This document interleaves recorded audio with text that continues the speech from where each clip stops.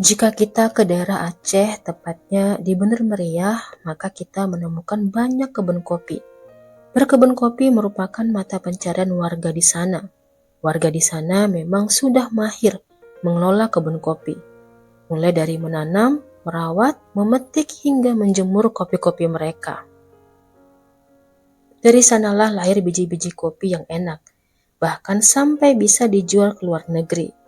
Namun di tahun 2025, tepatnya di bulan Januari, warga Bener Meriah dibuat trauma dengan kejadian yang sebelumnya tidak pernah terjadi di daerah mereka.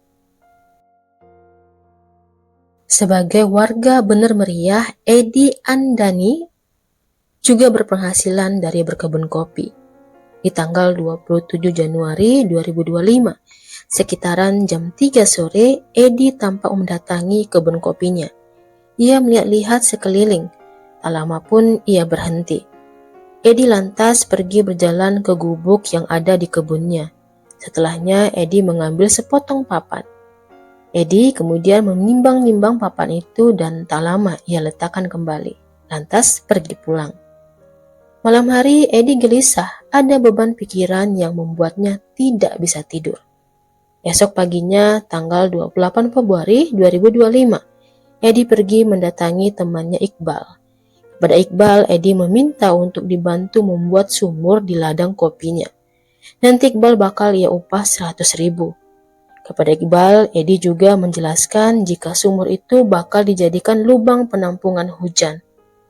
Iqbal yang sudah kehabisan beras pun mengiyakan ajakan Edi. Setibanya di kebun, Iqbal dan Edi bergantian menggali lubang hingga 3 meter. Setelah merasa cukup, Edi kemudian memasukkan drum bekas dan berkata pada Iqbal jika drum itu untuk menampung air. Setelahnya mereka pun pulang ke rumah masing-masing. Di rumah, Edi memikirkan rencana selanjutnya. Edi berniat untuk membeli semen esok hari. Keesokan harinya, Rabu 29 Januari 2025, Edi bangun pagi. Sekitaran jam setengah 9-an, dengan menaiki sepeda motor, Edi tampak berboncengan dengan seorang wanita. Tiba di kebun, Edi sempat membersihkan kebun kopinya. Edi kemudian menghidupkan mesin pemotong rumput. Tak lama ia berjalan ke gubuk kopi miliknya. Edi kemudian mengambil papan yang semalam ia sempat letakkan di sana. Lantas Edi berjalan berlahan-lahan ke arah wanita yang tadi pagi dia bonceng. Wanita itu sedang jongkok membelakangi Edi. Kemudian Edi mengangkat papan yang tadi, lantas ia ayunkan ke arah wanita itu. Wanita itu pun berteriak, "Tolong, tolong, ampun, ampun." Namun suara mesin rumput yang tadi menyamarkan teriakan wanita itu. Edi terus mengayuhkan papan yang tadi ke arah wanita itu hingga wanita itu pun pingsan tak berdaya. Lantas Edi membawa tubuh wanita itu ke dekat lubang yang semalam ia buat dengan Iqbal. Edi memang berniat memasukkan tubuh wanita itu ke dalam drum yang ada di dalam lubang. Namun sebelumnya, Edi sempat menyerang kembali wanita itu dengan papan yang tadi. Setelahnya, tubuh korbannya itu ia masukkan ke drum yang tadi. Edi lantas menutup dengan papan dan tanah hingga setengah lubang. Jadi, siapakah wanita itu? Mengapa Edi tega melakukannya? Wanita itu bernama Yuni Iswarni yang ternyata istrinya sendiri.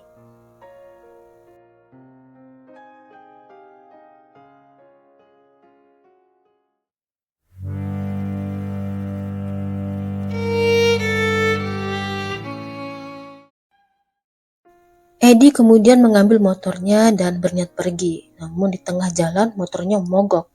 Lantas Edi menuntun motornya ke rumah Iqbal.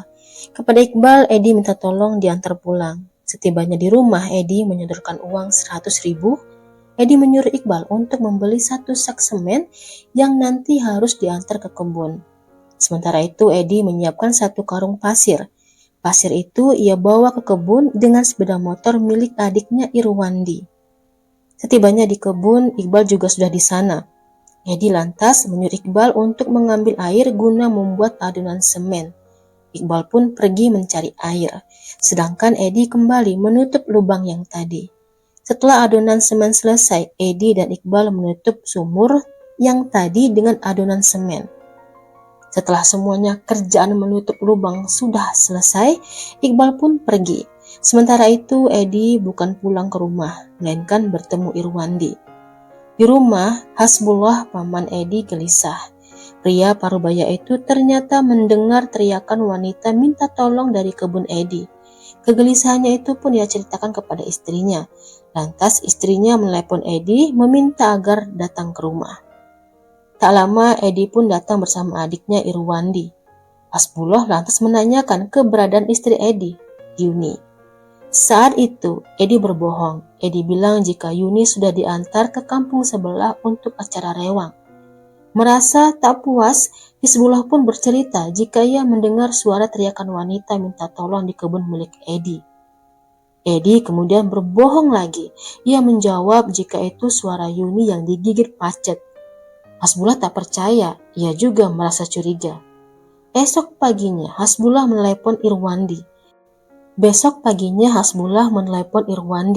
Ia menanyakan keberadaan Yuni kepada adik Edi itu. Irwandi bilang Yuni belum pulang dan tak bisa dihubungi. Hasbullah lantas meminta Irwandi agar datang ke rumahnya segera. Setelah Irwandi datang, Hasbullah memanggil keluarga yang lain. Yuni belum pulang, ayo kita pergi ke kebun. Begitulah ucapan Hasbullah. Maka berangkatlah semua ke kebun.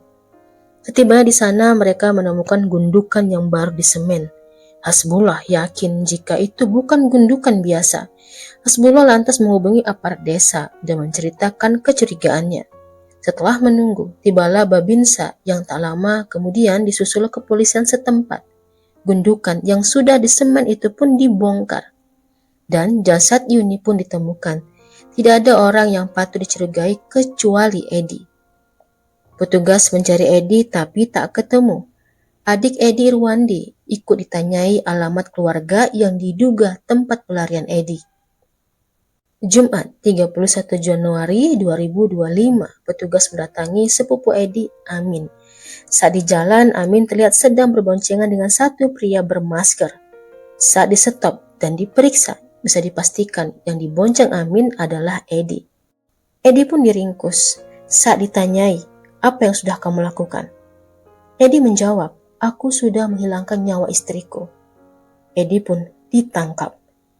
Selang beberapa waktu kemudian, persidangan pun digelar di pengadilan Simpang 3 Redelong Bener Meriah Aceh. Di pengadilan terungkap kisah cinta antara Edi dan Yuni.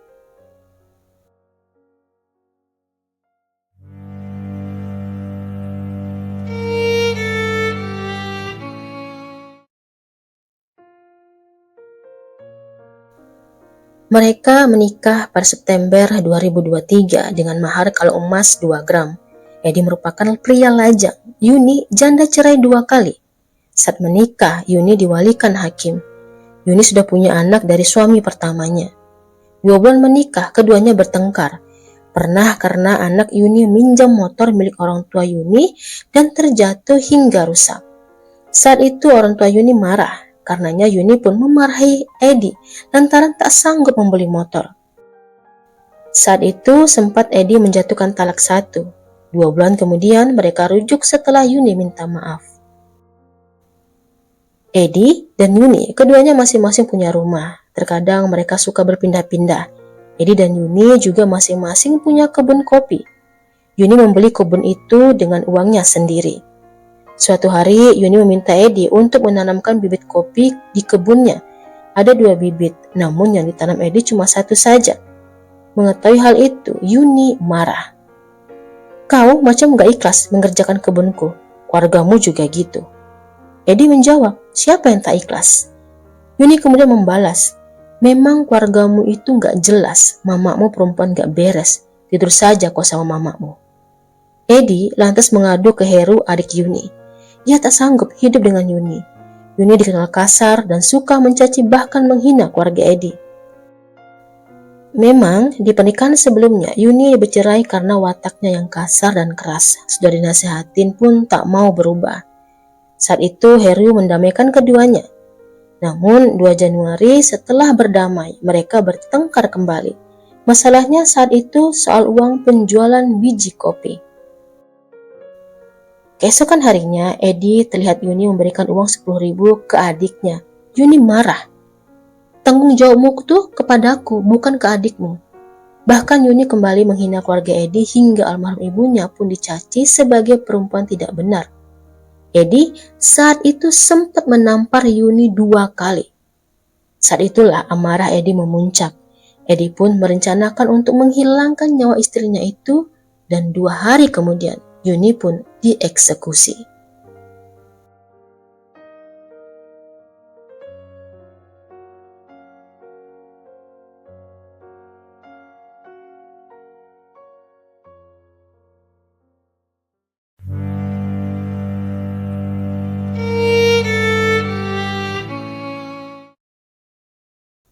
Dengan segala bukti di pengadilan dan berbagai pertimbangan yang salah satunya Edi sudah menjadi tulang punggung keluarga setelah orang tuanya meninggal.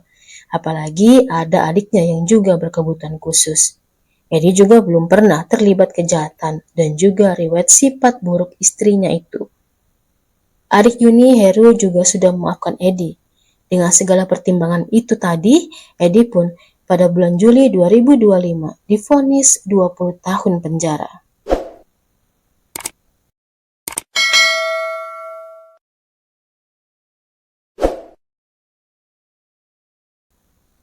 Halo semua, terima kasih sudah mendengarkan cerita dari saya. Sampai ketemu di cerita lainnya.